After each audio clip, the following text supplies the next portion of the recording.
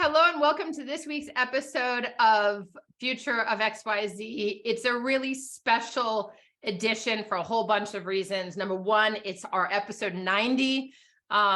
It's really exciting also because it's the last episode of this year, 2022. We have a whole bunch of new stuff coming in 2023 when we come back in January, so stay tuned for more announcements on that. And it's also kind of the culmination of 2 years of Future of XYZ, which was launched in November of 2020. And it's kind of the harvesting right before Thanksgiving. So we are so fortunate to have Renee Giroux speak with us about the future of farming right before the Thanksgiving holiday in America, at least, when we're all thinking about, you know, food and family and community and nutrition and all the things that come with it. So Renee runs, Renee, first of all, welcome to Future of XYZ. Thank you so much, Lisa. Renee runs an organic farm here in Northwest Connecticut with her husband, who is a French-trained pastry chef. I'm going to let Renee talk about Earth's Palette Farm in long wind, and also tell us how that plays into the future of farming, because it really does. But she's also the manager of the Northwest Connecticut Regional Food Hub, which is run by a nonprofit and connects farmers with communities in need. And these two things, I think, Renee, if I'm not mistaken, really for you are what the future of farming is about. Tell me a little bit in your own kind of mindset. Like, first of all, I mean, you're an organic horticulturist. How did you come to farming? Oh, that's a really great question. So I went to school and studied horticulture back in the day in 2001, 2002. I'm dating myself here.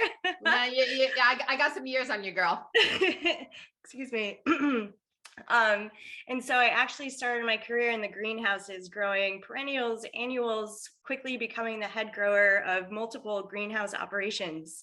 Day after day, week after week, having to don up in a complete hazmat suit to spray chemicals, I kind of thought to myself, there has to be another way to this. And back in 2003, 2004, there really wasn't any organic greenhouse production on a large scale. So I quickly did some research, and on my own, kind of went out and did some exploratory farming work out west, came back to New England, and quickly started working with an organization called Gilbert's in Easton, Connecticut. From there, I was able to convert the whole system into an organic greenhouse system, and the greenhouse expanded over 3 acres. At that time, that was the second largest organic greenhouse system in the country that was had the first USDA organic stamp and label on it. That's amazing. Yeah, it was quite a feat, and I kind of didn't really realize what I was doing. I was just listening to that little voice inside my gut.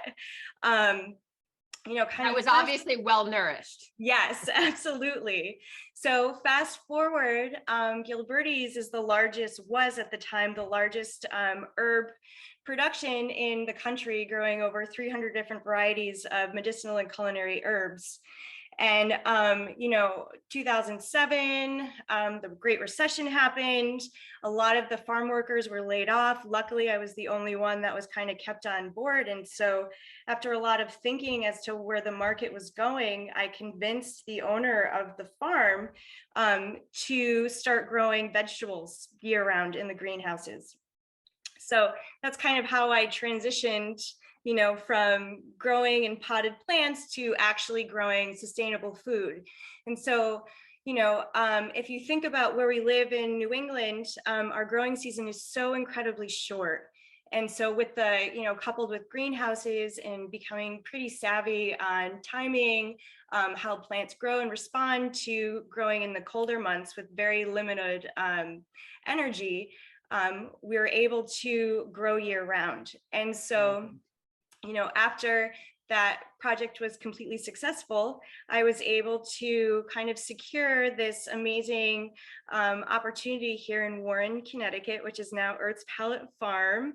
And we are a 4-season farm. So we have 4 greenhouses that we grow year round in and specialize in controlled environment agriculture. So basically it's biomimicry. So everything we grow in soil, we use a lot of herbal tinctures to nourish the soil that our food is grown in. And everything is used. So we raise about a little over 400 chickens on pasture, and we harvest all of them, and nothing goes to waste. And this is going to sound a little, yuck, but you have to understand that everything is used on our farm. So even the chicken feathers to everything after the bird is actually harvested, we take that and we burn it and create another sustainable nutrient fertilizer that again goes back into the soil. So we're really quickly, I mean, there are different terms that are like bantied about in farming. I mean, sustainable and organic being one, which is very popular in consumer trends now, which of course I'm close to. There's also obviously regenerative ag or regenerative agriculture, which is very new. And then there's kind of this circularity, which responds more to, or a cradle to cradle, which responds more to finished goods. But I hear you talking about using everything, which is of course the way of the ancestors, right? When you didn't you couldn't call Monsanto and order some chemical to cure whatever ailment. What is the way that you talk about farming in this sense? Like, is it sustainable? Is it organic? What are these words that you like and latch onto the most, and why? Well, I feel as though organic is such an overplayed term. And the only reason why is because, yes, it's great to have that in everyone's dictionary, but organic actually means made of carbon, which is kind of funny. And there's so many different styles of farming, but I think the major, terminology that I like to use is regenerative and sustainable, because without using and looking at a farm as a whole living, organism, and to be able to utilize all of that, you're not going to have a regenerative or a sustainable farm. If you think of sustainable working models, what's a sustainable working model? In business, in anything, it's the same as farming, but the inputs are just a little bit different. So. Absolutely. I appreciate that. And I mean, let me talk about the consumer trend piece of this a little bit. And I'm going to call it consumer trend, but I actually think it's a positive awareness that's happening that food doesn't come from nowhere, right? And that this commercial grade farming, the manufactured food industry, I will call it, doesn't necessarily sustain our well-being as human beings. It's the FMCG, fast moving consumer goods, consumer packaged goods worlds of the big manufacturers, it's industrial level farming. But there seems to be this trend, okay, organic being overused, I agree. Sustainable being more on the top of mind for the younger generation. I mean, you and your husband, you say you date yourself by being in college in like the early 2000s, but the truth is there's interest in local and organic farming. And there's this generation around the world who are going back to the land to do kind of what you and Kevin are doing at Earth's Palette. Can you talk a little bit about why you think that's happening and where you're hopeful as we think about the harvest this year that's going to lead us? That's a really great question. So I feel like there's a time and a need more than ever for people to really feel connected to not only their food, but their environment. Even pre-COVID, there was, a huge surge of people wanting to get back to the land, so to speak. To really kind of demystify where their food comes from on so many different levels. Allergies to different foods are out of control these days. I mean, I have 2 kids and you can't have peanut butter. Everything has to be, gluten-free or all of these different things. And that all originates from food. And as parents started to kind of wake up and see, okay, wait a minute, where are these allergies really coming from? And it's how the food is grown and how, these genetically modified seeds and plants are being processed and being bred in different laboratories. It's actually doing a harmful effect on our overall microbiome, our overall, nervous systems, and our health and our gut health specifically.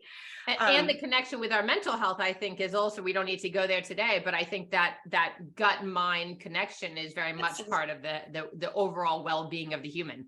Absolutely. And then, fast forward to those 2 years of COVID, where it feels like time stood still for everyone. There was even a greater awareness and opening up to where your food comes from. So many people were afraid to go to the grocery store. And so it was just really amazing during, that time to have our doors wide open and just have, so many people come to the farm and to be able to explain exactly how your food is grown, to give them just a small glimpse of how to be connected back to the land. And it's such a natural primal instinct that we have that's actually, I feel, has been, dulled down through humanity because we're so on the go all the time. We're blindsided by the glitz and the glamour and, the Amazon. I have Amazon guilt, I'm not gonna lie. But it's so easy just to kind of get sidetracked as to what really matters. And what really matters at the end of the day is nourishing your body with food. We all need it to sustain and to actually live. Yeah. I mean, I appreciate that. And starting as an herbalist, I think, and this holistic perspective that you take with tinctures and herbs for your animals, for your plants, I think that all makes so much sense. One of the things that's obviously very top of mind, and you talked about in New England, for instance, we have a very short growing season, but it's, November now, and we've had this 2-month Indian summer. Climate change, except for the major deniers of science, we all know is real and accelerating. How is, climate change affecting the future of farming? And I want to let that lead us into naturally, how is, farming going to sustain us as a population, and having resilient food systems? Right. So, that's such a huge topic to talk about. To be quite honest, we can't forecast our weather patterns anymore. And, being outside and having Mother Nature pretty much be your boss, we have to be flexible, have to kind of go with the flow. I mean, this was such a horrible season for the drought. Talking with some of my neighbors, their wells still haven't even filled up from, very, very little rain over the summer season. And then last year we had one of the wettest, coldest growing periods, and I can't remember how long. But honestly, our one saving grace, and I know a lot of other farmers saving grace, is growing in high tunnels, to being able to control. In what tunnels? High tunnels? In high tunnels, in greenhouses. Okay. In greenhouses. So that way we're able to, again, control the environment and be able to work with Mother Nature, being able to control, how much water something gets, how much water something doesn't get. And again, it all goes back to soil implementation. So composting, I'm going to use that word, regenerative, sustainable, using, it sounds so funny, but, the manure that, is produced on the farm. And so I'm a huge believer in small farms are the biggest front leaders of fighting climate change, because our carbon input and our carbon footprint is so low. Yeah. And what we're able to produce in return is so high. And so you can't put a dollar value on it, and it's funny, the more farmers, more younger first generation farmers that you talk to, the more your eyes are going to open and you're going to see a high number of them popping up all over the place. And their practices are different on various farms, but all in all, we all kind of have the same, growing style and growing practices, season extension, composting, no synthetic inputs into the ground. And our harvests are a lot more productive than, a commercial farmer or, someone who uses a lot of synthetic inputs, i.e. Roundup, that actually degrades the soil and doesn't hold on to moisture. Liquid fertilizers, various chemical fertilizers. So which pretty are much kind of touted as quick fixes, but we're beginning to learn that, as you just said, they decimate instead of regenerate. Exactly. And so it's almost like, when you have a chronic illness, the first thing that people tend to do is to take medication from their doctors to mask all the problems and not get to the root cause. So that actually is kind of the same thing that commercial farmers do. And so what we're doing is, and a lot of other farmers, and that's the future of farming, and that's what's going to feed, America, is getting back to the more holistic approach at looking at things, looking at everything as the whole entire body and organism and ecosystem, and to be able to work with all of those changing models and be able to adapt. And all of our answers lie within the plants that are around us. So not only do I like to use herbs and different, naturally occurring farm amendments, but weeds are actually a huge piece of how to fix our system. So for example, dandelions, super high in zinc and calcium. You wouldn't think about that. Plantains. Although I do love eating dandelion greens, so. Yes, but naturally occurring dandelions, Yep. Clover that you see on the grass. So we have to start kind of thinking more outside of the box and looking at weeds too, and thinking, okay, they're here for a reason, they're here for a purpose. And the more we dive deep into that, we kind of see how it all fits together, how all of our answers are actually grown naturally within our environment.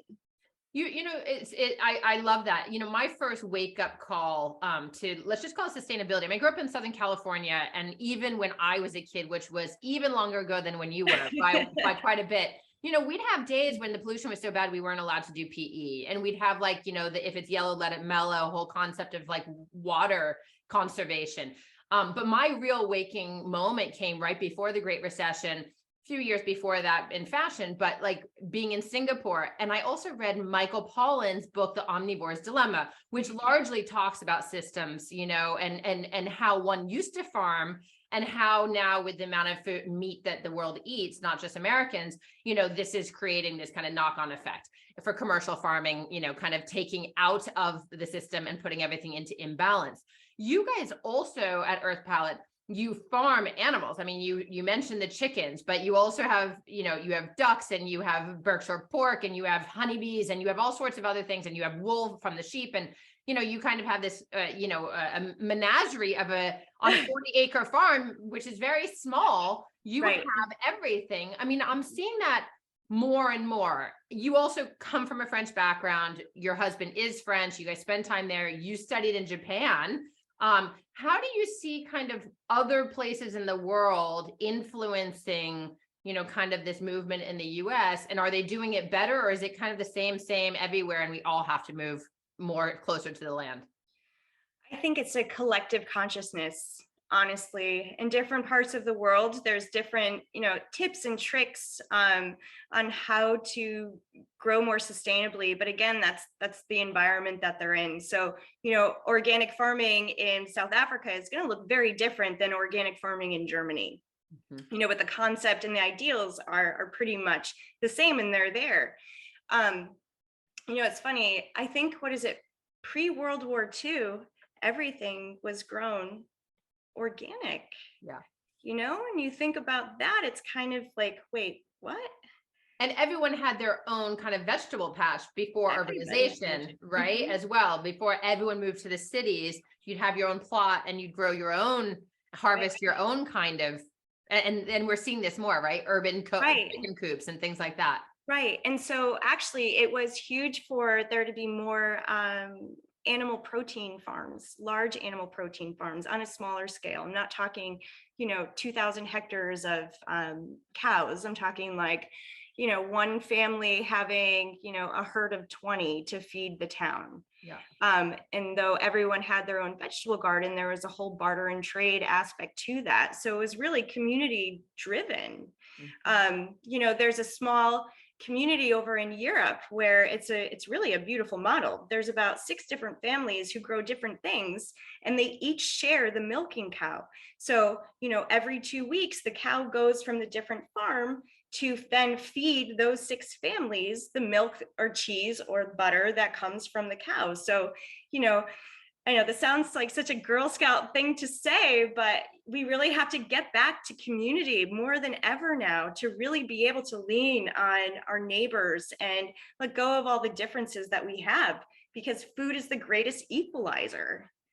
I love the Girl Scout kind of way that you come across, because the irony, of course, in all of this, and it's not ironic, but it kind of would be to someone listening, perhaps, Renee.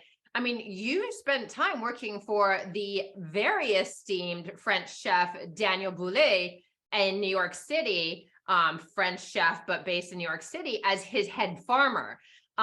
You know, there is a prestige to that role, but also, I mean, an unwavering, I would imagine, commitment and understanding of what quality is. Yes. Right? How has that kind of experience shaped? I mean, that's for a very exceptional, very small few, the food that he serves. How has that experience kind of shaped your understanding of farming and the future of farming? Quality of inputs to the soil, timing of harvesting. Those are two key important things. You know, even for example, what I learned is how weather really affects the taste of a vegetable. So, you know, beets and carrots that were kissed by the frost, for example, have a deeper, richer, more sugar content, and therefore that would set center stage. Versus, you know, carrots that are harvested in the dead of summer with very little kind of bland nutrient inputs, the taste and the texture and all of that isn't going to be as pristine. So there's different tips and tricks that I learned, that by seeing the food being processed and displayed in such a beautiful way, to be able to take that and bring it back to the field was something that, you know, were huge key takeaways for me.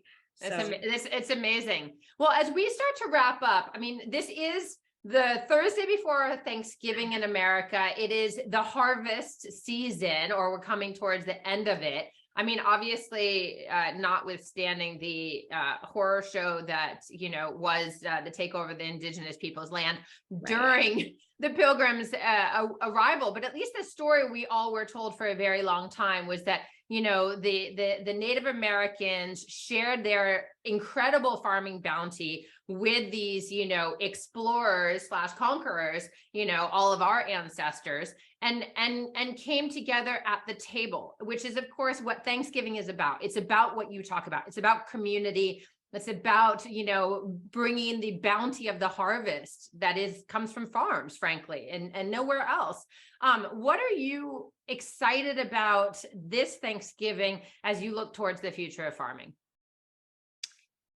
Wow, that's a tough one. Or what are you excited about, or what are you thankful for?